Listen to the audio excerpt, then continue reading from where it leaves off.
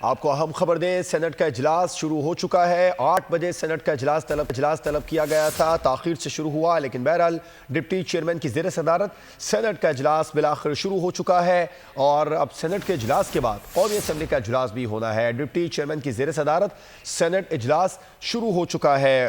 26ویں آئینی ترمیم کے حوالے سے اہم مشاورت کا عمل جاری تھا، اور اب یہ خبر سامنے آ رہی ہے کہ ڈپٹی چیئرمین کی زیر صدارت سینٹ کا اجلاس شروع ہو چکا ہے۔ سینٹ کے اجلاس کے لیے 8 بجے کا وقت دیا گیا تھا، لیکن تاخیر کا شکار رہا سینٹ کا اجلاس، اور اب ڈپٹی چیئرمین کی زیر صدارت سینٹ کا اجلاس شروع ہو چکا ہے۔ اس کے بعد میں قومی اسمبلی کا اجلاس بھی شروع ہونا ہے، جو کہ اب تک نہیں شروع ہو سکا ہے، اور قومی اسمبلی کے اجلاس کے لیے بھی 9:30 بجے کا وقت دیا گیا تھا۔ حکومت کی جانب سے دعوے سامنے آ رہے ہیں کہ ہمارے نمبرز پورے ہیں، لیکن حکومت یہ چاہتی ہے کہ اتفاق رائے کی جائے، اور اب سینٹ کا اجلاس جو ہے وہ باقاعدہ طور پر شروع ہو چکا ہے۔ آئینی ترمیم پر مذاکرات کا عمل تیزی سے جاری تھا۔ مولانا فضل الرحمان کا گھر مشاورت کا گڑھ بن چکا تھا، وہاں پر 26ویں مجوزہ آئینی ترمیم کو پاس کرانے کے مشن کے لیے حکومت کے ارکان وہاں پر پہنچ رہے تھے، پاکستان تحریک انصاف کے وفود بھی وہاں پر پہنچ رہے تھے، اور مولانا فضل الرحمان سے اب سے کچھ دیر پہلے حکومت کی جو قانونی ٹیم ہے وہ بھی وہاں پر موجود تھی، اور حکومتی قانونی ٹیم سے وزیر اعظم شہباز شریف کا رابطہ بھی ہوا تھا مولانا فضل الرحمان کے گھر پر ہی۔ اور اب ڈپٹی چیئرمین کی زیر صدارت سینٹ کا اجلاس شروع ہو چکا ہے۔ ملک سعید اوان ہمارے ساتھ موجود ہیں، ان سے بات کریں گے۔ ملک سعید اوان، سینٹ کا اجلاس شروع ہو گیا، تمام سینیٹرز پہنچ گئے؟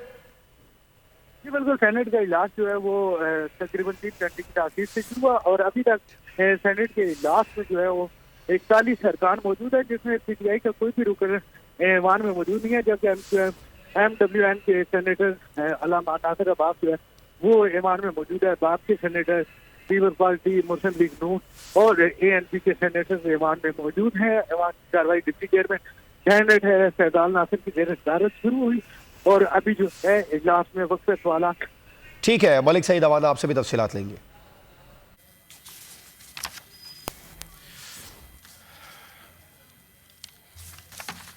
آرڈر نمبر 2 چھٹی کی درخواستیں ہیں۔ سینیٹر فلک ناز نے بعض نجی مصروفیات کی بنیاد پر عالیہ منعقد اجلاس سے ایوان کی درخواست کی جاتی ہے، کیا یہ منظور ہے؟ جی منظور ہے۔ سینیٹر محمد اسحاق ڈار صاحب بعض سرکاری مصروفیات کی بنیاد پر مورخہ 17 اور 18 اکتوبر کو اجلاس میں شرکت نہیں کر سکتے تھے، اس لیے انہوں نے ان تاریخوں کے لیے ایوان سے چھٹی کی درخواست کی ہے، کیا یہ منظور ہے؟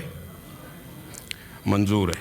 سینیٹر محسن عزیز صاحب نے بعض نجی مصروفیات کی بنیاد پر مورخہ 18 اور 19 اکتوبر کے لیے ایوان سے رخصت کی درخواست کی ہے، کیا یہ منظور ہے؟ منظور ہے۔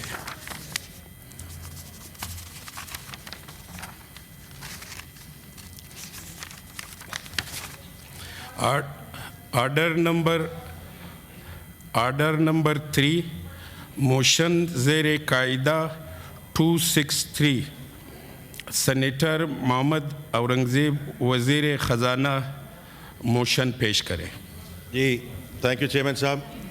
I beg to move under Rule 263 of the Rules of Procedure and Conduct of Business in the Senate 2012 that the requirement of Sub-Rule 2 of Rule 99 of the said rule be dispensed with in order to take into consideration at once the Banking Companies Amendment Bill 2024 as reported by the Standing Committee.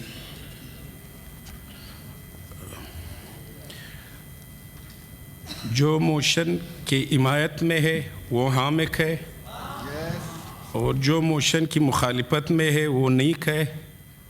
میرے خیال میں آنے والوں کی تعداد زیادہ ہے، motion منظور کی جاتی ہے۔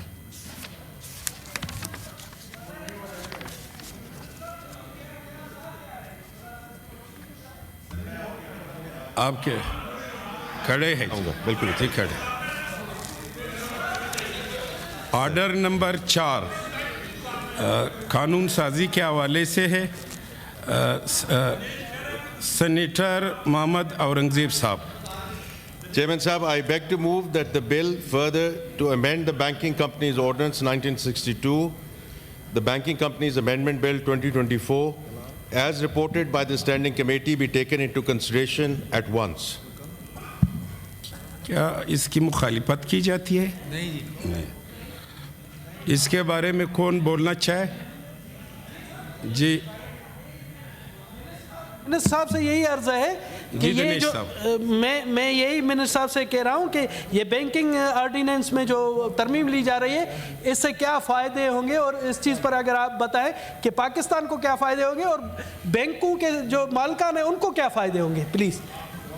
जी मिनिस्टर साहब। जी जी अगर मैं बात कर सकूं, पहली बात तो ये है कि I do want to mention कि this has been unanimously approved by the Senate Committee on Finance, लेकिन मैं इसके जो मेजर खदोखाल हैं वो मैं आपकी खिदमत में हाजिर करता हूँ, बिकॉज आपका जो सवाल है बिल्कुल मुनासिब है। देखिए, ये जो banking companies ordinance 1962, it provides a comprehensive legal framework for the banking industry in Pakistan, लेकिन उसके बाद जैसे आपको मालूम है कि 2008 में जो ग्लोबल फाइनेंशियल क्राइसिस आया, जिसमें सारी इंस्टीट्यूशंस, कई ममालिक में इंस्टीट्यूशंस डूब गई, and it was a real crisis at that point in time. उसको मलहूज़े खातिर रखते हुए इसमें इंटरनेशनल स्टैंडर्ड्स और बेस्ट प्रैक्टिसेस के मुताबिक ये जो बैंक रेजोल्यूशन है, ये टेक्निकल टर्म है, लेकिन बैंकिंग रेजोल्यूशन का मकसद ये है कि जब अगर कोई भी खुदा न खास्ता कोई भी फाइनेंशियल इदारा जो है वो किसी मुश्किल में जाता है, तो कभी भी जो टैक्स पेयर्स मनी है उसको इस्तेमाल ना किया जाए, वो एक मुनासिब तरीके से, बिकॉज अगर एक इंस्टीट्यूशन जो है वो खुदा न खास्ता it goes under, you do not want to create a systemic risk in the country, क्योंकि ये अगर एक इदारा जाता है उसमें फिर दूसरा, तीसरा, चौथा, एंड खुदा न खास्ता पूरी बैंकिंग इंडस्ट्री अगर बैठ जाए, तो उसके सिलसिले में इसमें कई इस्लाहात लाई गई हैं ताकि बैंकिंग कंपनीज ऑर्डिनेंस में वो उसको ज़्यादा इस्तेहकाम दिया जाए इन टर्म्स ऑफ, और जो सेफ गार्ड्स हैं वो प्रोवाइड किए जाएँ, बोथ इन टर्म्स ऑफ जो कमर्शियल बैंक्स हैं, फिर डेवलपमेंट फाइनेंस इंस्टीट्यूशंस हैं या माइक्रो फाइनेंस बैंक्स हैं।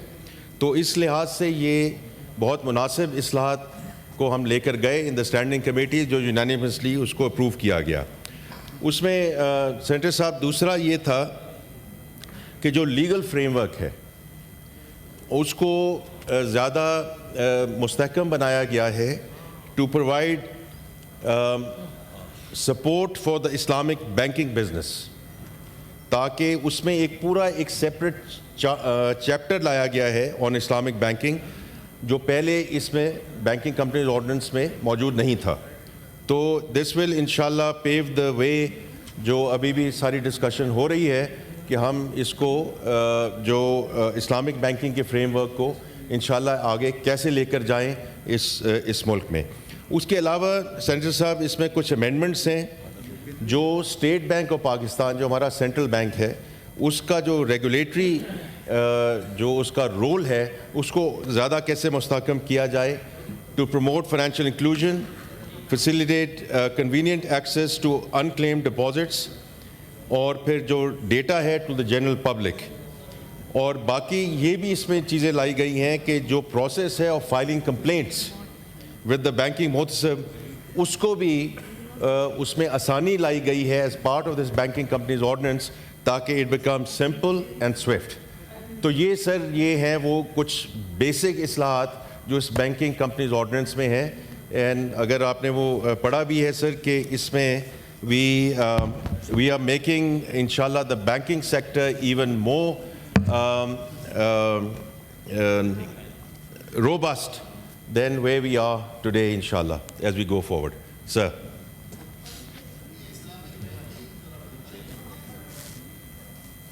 सर आपका कोई अगर सवाल है तो जी बुलीदी साहब।